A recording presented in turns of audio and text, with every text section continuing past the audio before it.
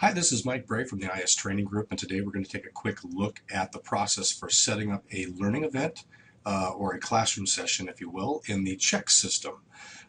For those of you who have access to the CHEX system to do this process, when you log in, you will see what is shown here on my screen by default.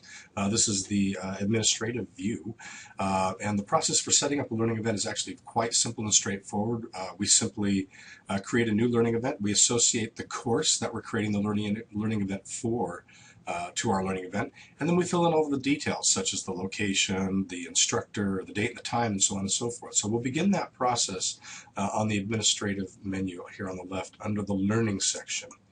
And under the learning section we will find learning event. I'm going to go ahead and click on that, and for demonstrative purposes today I'm going to create a new learning event for the fire safety course. I'll just use that as an example. So when we click on learning event in CHEX Administration, it brings us to the learning event search page, and it's just as well. We're going to create a new event, but it's always good practice to search the existing events just to make sure that you're not creating a duplication. So I will go ahead and search for fire safety.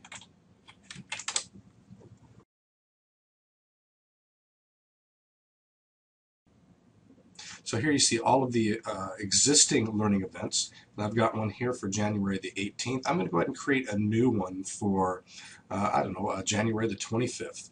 So I'm going to begin by clicking on the new button here.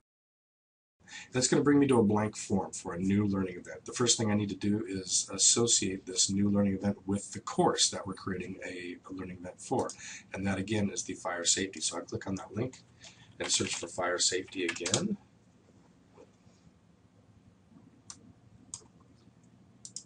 And when that result comes back, make sure I select the correct one, and that populates here under the name field. You notice, by the way, when I select this course, I'm going to scroll down just a little bit here into the details of my learning event.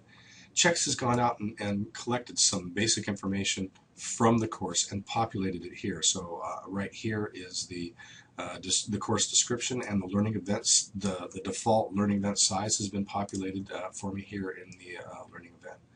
So I'm going to scroll back up and complete just a couple of more things before we move forward.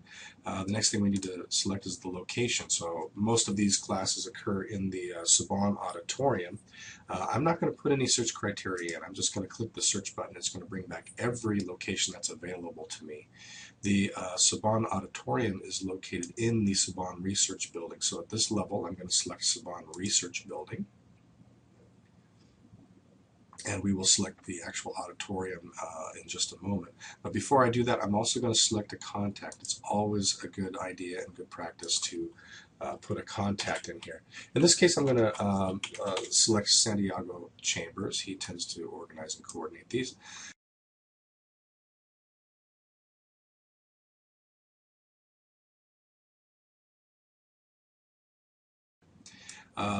The next thing I need to do is select, again, the actual room that the event is going to take place in, and then set the date and the time that I want for this learning event. I do the room right here under Choose a Room. I'll click that, and because I've already selected the Saban Research Building, CHEX provides me with all of the available rooms, facilities located in that building. So I'm going to select Saban Auditorium. And I'm also going to choose an instructor. In this case, just for example purposes, I'm going to actually select myself. Actually, I don't know if I'm Mike or Michael. This is why we do this. I'm not sure if I'm Mike or Michael in the system, so I'm just going to put in the first couple, and I would have not found myself. So I'll select me. And then I'm going to adjust the date and the time. I said I was going to make this for January. Oh, Merry Christmas, by the way, everybody. I'm going to make this January the 15th. Actually, the 25th. So I select January the 25th, and I'm going to make the class time from 10 a.m. to, let's call it 3 p.m. Oh, that's only 5. Let's make it 4 p.m. I believe it's a 6-hour class. Oh, and isn't there a lunch? Let's make it 5.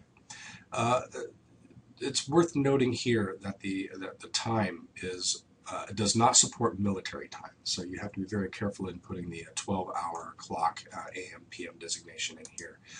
If you don't get it just right, it will it'll alert you with an error message. So I've set all of the date, time, location information for the course that I'm conducting the learning event for. The last-ish, there are some other details that you can modify as well, but the last thing that I need for a basic learning event, and one of the most important things, is the learning event ID. I'm just going to go ahead and fill in the learning event ID for this, and then I'll tell you in just a moment how I generated that. I'm going to fill in 0019 201112151047. And I'll tell you how I came up with this number. It's currently 10:47 in the morning on December the 15th.